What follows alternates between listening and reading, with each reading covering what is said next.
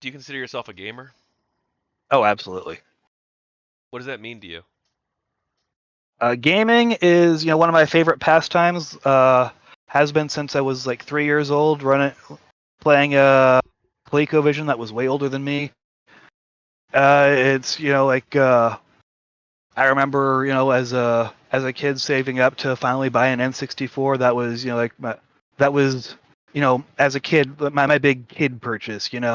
Where that was a sense of accomplishment where I'd put in the months of chores to get that, where it's that's something I wanted, that's something I enjoyed, and it's even now it's one of my favorite pastimes. Is that and reading are usually what I'll do with my downtime, where it's something I'm passionate about. Like if I'm trying to connect, like meeting someone new and they play games and like we've got like any games in common, that'll be like the first connection point. That's where the conversation will start, and we'll kind of get to know each other, see if there's a friendship that can build from there. That's kind of my springboard in a lot of cases. Is the term gamer gendered for you? No. No, you touched upon this briefly, and I know you said it's before you got involved with GamerGate, but it sounds like you are familiar with the Gamers are Dead articles. Oh yeah. Did you see them when they came out, or only after? Only after. Did you have any initial thoughts, first thoughts when you saw them? Kinda just I was kind of blown away by there's this I guess arrogance would probably be the best word. There's this talking down of we set what gaming will be. You will, like, this term is no longer valid. We have decreed it thus. It's this real just talking down.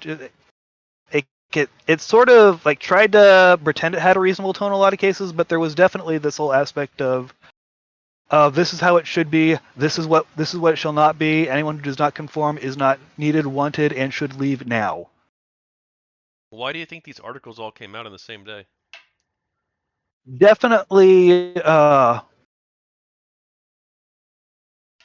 definitely, I'd say there was an incestuous quality to, especially once the Game Journal Pros got released. Where it's kind of a because it wasn't just one outlet. It's like multiple outlets like wanted to make sure that as many readers as possible would read this specific viewpoint early on, where this is the tone that they wanted to set and wanted it to be.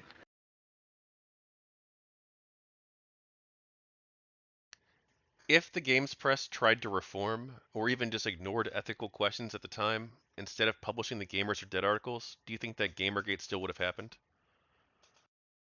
Almost definitely not. Like there would have been like continued outcry, but a big part of what made Gamergate last as long as it did was because there was always pushback. There's something to react to. It was never just let them let them live in silence, let them eat static. There was always there was always something to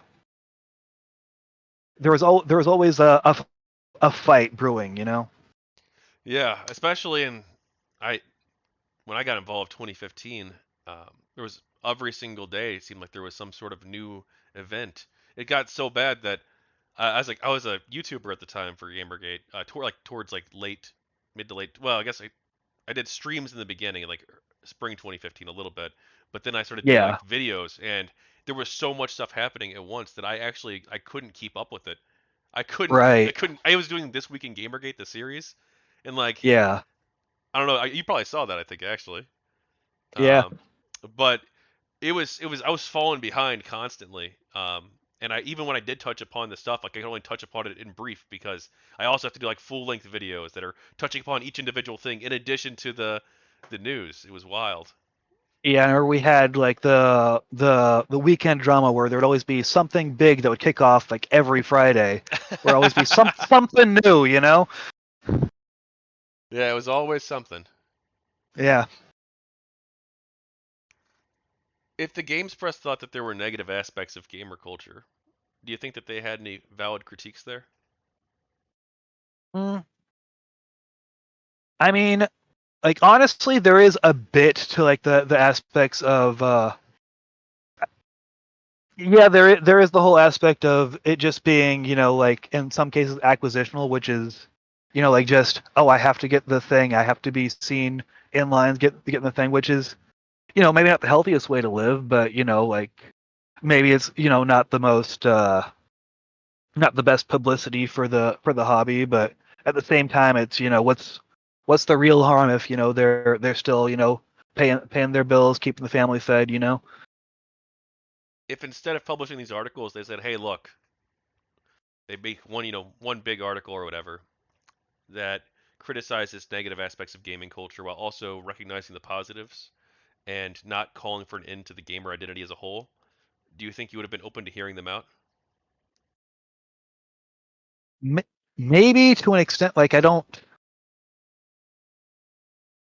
I suspect if they just done like one article like that, I probably wouldn't have read it just because I wasn't really reading most of those outlets. So there's a good chance I would have missed it entirely. But and more I was when I'm looking for something on a gaming site, I'm looking for stuff about games, not so much opinions about the hobby. Like I'm not saying it necessarily would have been bad. Like maybe if I had nothing else to read and it was there, I might read through it and say like, huh, might have a couple. I agree with that. I disagree with that. But if I just seen like the headline on the page, I probably wouldn't have clicked it.